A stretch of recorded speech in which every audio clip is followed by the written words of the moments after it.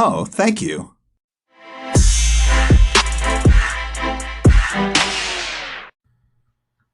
Hello, I'm Dr. Maples, and welcome back to A Sacred Journey. I'm very honored that you chose to be here with me today, and that I looked back into the calendar and realized it's been a couple months since I've recorded here last. I would love to say that I had some great stories to the absence. However, probably the greatest of all stories was occurring during that hiatus, and that's the story of life itself.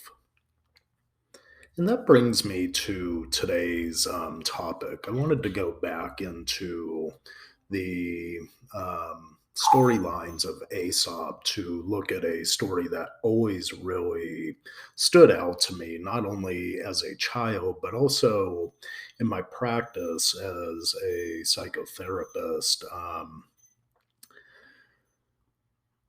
A story that really touches upon the need that we have to hustle, hustle, and hustle, but really to what end? And a lot of times when I see individuals stuck, a lot of times it may not be a factor of, let's say, hustling per se. It may be more of a factor of knowing the direction that they're hustling towards, because these days, we see a lot of hustle, but to what end? And so today's story is simply entitled The Hare and the Tortoise.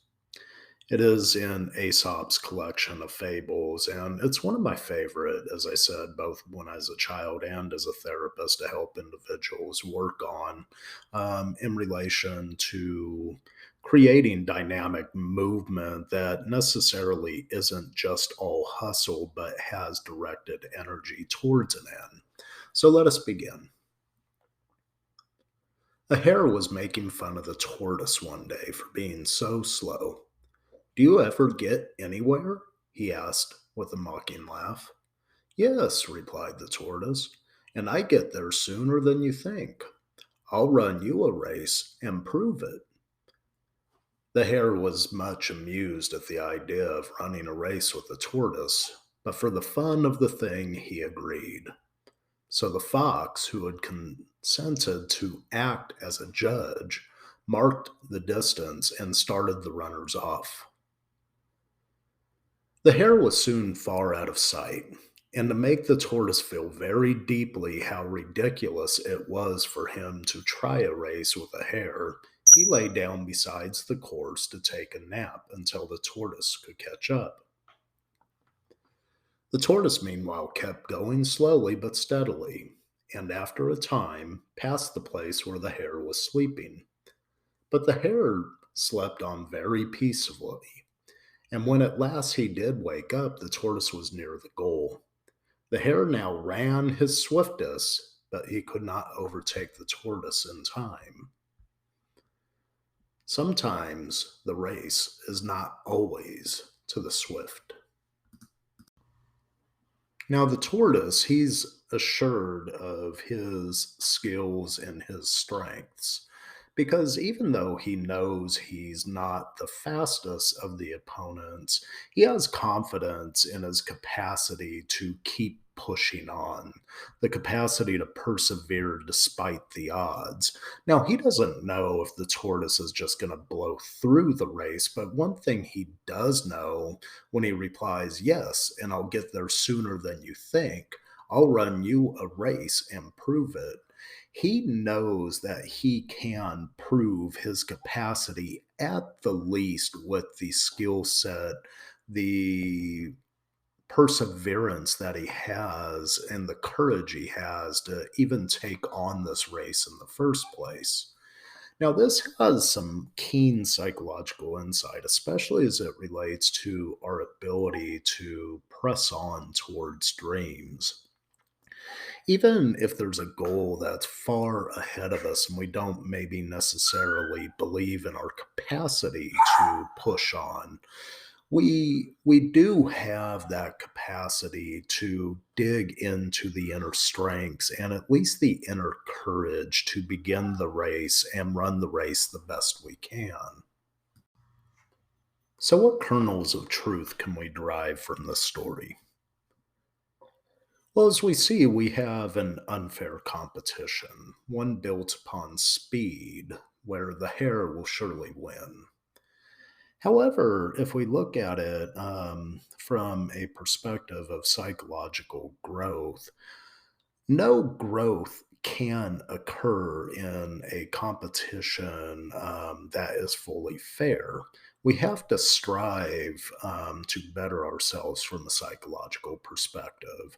And when we do that, we create the dynamic movement needed not only for physiological growth, just as the muscles will split and then recontract to become stronger, but also the psyche's capacity to move apart and then move back upon itself to glean the lessons needed to approach races from a perspective of overcoming obstacles. Now, the tortoise has a clear obstacle here. He is definitely not as fast as the hare. However, the hare also presents with a facet of maybe it's egocentrism. He feels that he is assured the victory because, of course, he is the faster of the two opponents.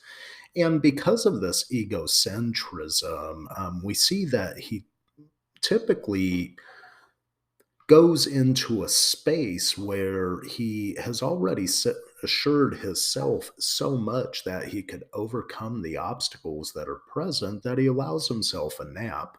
And in a lot of ways, I think ego does this to many of us. It creates the means by, hey, I got this. And then it creates a lackadaisical approach to really approaching one's goals. Now, in this fable, the goal is the finish line, but as it relates even with dreams, I believe the goal is the finish line as well. Now, this tale was written by Aesop, and it's very ancient. However, we also see sprinklings of this tale even within reality. If we look at the history of Abraham Lincoln, it was filled with failures, but also there was this willingness to persevere despite the odds. And it eventually allowed him to become the president of the United States. We could also see sprinklings of this tale littered in the storyline of Rocky, one of my all-time favorite movies because it is of an underdog who fights on despite all odds against him and the willingness to dig deep into one's own courage and will to persevere and overcome the obstacles present. And we see this even in the loss he faced in Rocky 1 itself. It within itself was a victory. And we see that victory culminate in the second part of the movie series where he does eventually become the champion. But was the champion born in Rocky 2 or Rocky 1? Was the champion born in Abraham Lincoln when he became president, or was it born in the numerous failures and numerous hard knocks in life that he faced leading up to his presidency? Well, the tortoise, he is slow. He is. The hare will beat him almost every time, except the hare is fast. So fast and so confident in his abilities for swiftness, he lets himself fall asleep. Now, that goes against this idea of digging into the depths in order to elicit those foundational character traits to help one overcome the obstacle at hand. Did the hare want the race? Probably not. He fell asleep. He allowed himself to coax himself that, I don't know if this race is all that important. And that is where, because of the tortoise's ability to pull in from those inner strengths, he created the means to take the race from the hare. Even though the hare now ran his swiftest, he could never overtake the tortoise in time. The moral of the lesson is the race is not always to the swift. When we look at dreams, how do we create the race to move towards our dreams? Does it go to the swift or does it go to the slow and steady? Now, each person's going to have their own answer to this. Most people want their dreams right here, right now. But in assuming that mindset, a lot of times, if it doesn't manifest in the immediate moment or the near future, sight gets lost towards it because it hasn't come to fruition in the present moment. This is where perseverance becomes a key factor. With a little patience, a little tenacity, and a will to push deep, this is the true reward behind the journey of 1,000 miles, not the destination. How you get there, what you have to do, is the reward. And I believe that this tale creates a beautiful reminder of that. I wonder if Lincoln had dreams after he became president. Of course he did. I wonder if the hare has dreams after he loses the race. I wonder if Apollo Creed had dreams after he lost the championship, or after he won the fight, but no, he lost the war. I wonder if Rocky's dreams stopped just because he won the championship in part two. When we take a look at dreams from this perspective, we have to really examine